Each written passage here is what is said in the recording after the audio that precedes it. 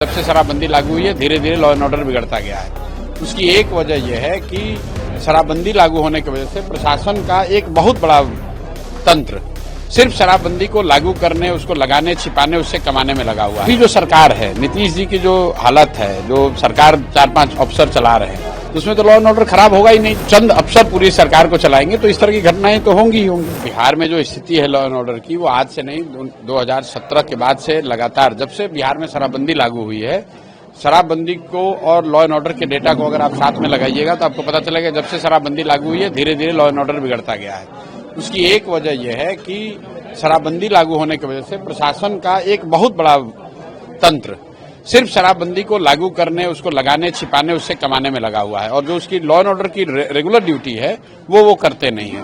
दूसरा, जो अभी जो सरकार है, नीतीश जी की जो हालत है, जो सरकार 4-5 अफसर चला रहे हैं, तो उसमें तो लॉ एंड ऑर्डर खराब होगा ही नहीं। जब कोई सरकार का इकबाल ही नहीं है, चंद अफसर पूरी सरकार को चलाएंगे तो इस तरह की घटनाएं तो होंगी ही होंगी। निशांत की पॉलिटिक्स में एंट्री की बात होती है, क्या लग रहा है जेडीयू की रिवाइवल की बात होती है? देखिए, मैंने आपको पहले भी कहा है, मैं जो लोग राजनीति में नहीं हैं उन पर मैं टीका टिप्पणी नहीं करता हूं। निशांत जी नीतीश जी के लड़के हैं, अभी वो राजनीति में है नहीं।